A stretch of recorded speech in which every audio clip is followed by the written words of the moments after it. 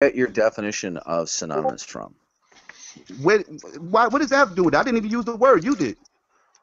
You tried to insert the word on me. Oh, synonymous, how we have discussed the... Wait, I'm a little bit. I'm trying to understand. I'm trying to understand how you sit up here and try to insert me. I'm a little confused by the discussion. Jack is here. So I'm confused too because he didn't get to his point. He got stuck on this. I think where he's going, because I've seen him run this type of argument many times before, right, is that he wants to say that the reason why people define atheism as lack of belief in a God is because they don't want to have to make positive arguments against the existence of God. Oh. But so he wants to say that in fact atheists are lack of beliefians, right, who don't actually have any justification for their position. But see, the interesting thing, Syko, and you might want to ask Darwin this question, is whether he has any justification for his belief in God. Now I take it. Get that far. Well, I take it that there are two ways to justify belief in God, right? One way is to give an a priori argument. Do you know what an a priori argument is? No.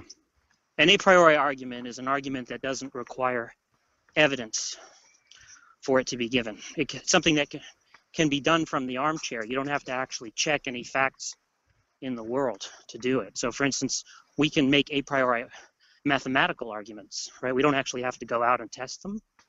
We can just reason our way from the armchair without having to go out into the world and look for evidence in support of the hypothesis, right? We can just prove it sitting in the armchair. That's what an a priori argument is.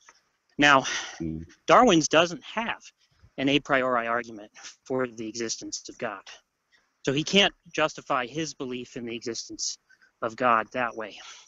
Now, what he's said is that his belief in God is not a mere basic belief, which is to say a belief that doesn't have any justification.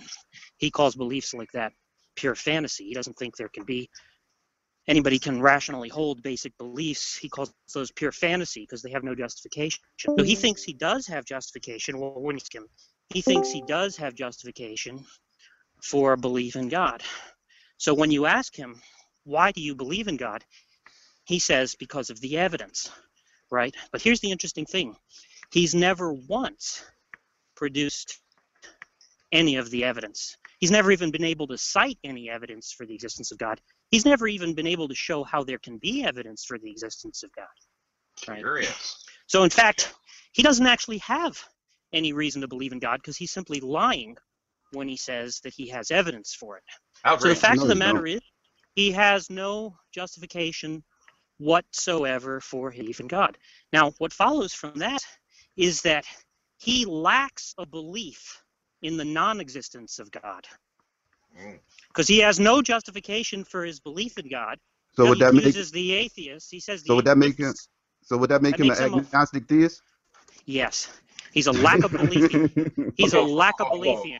Syko, right? You said that your definition of synonymous means that it falls under the same umbrella category. I didn't say that. No, I didn't say that. Okay, well, Syko, what is your definition? I told you when you asked me a question, I answered and said to me they fall all under the same umbrella. You said are they synonymous? What did you understand?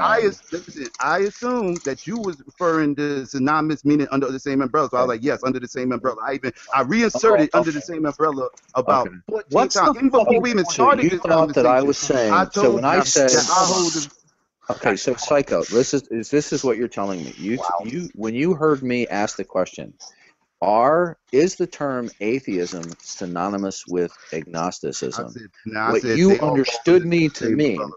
Okay, what you understood. You correct me if I'm wrong, Syko. What you understood me to mean was that atheism and agnosticism fall under the same umbrella category as opposed to in my world. Yes. Okay, in your world. Okay, so in your world, would the term synonymous mean a word or a phrase that means exactly or nearly the same as another? Would you reject that?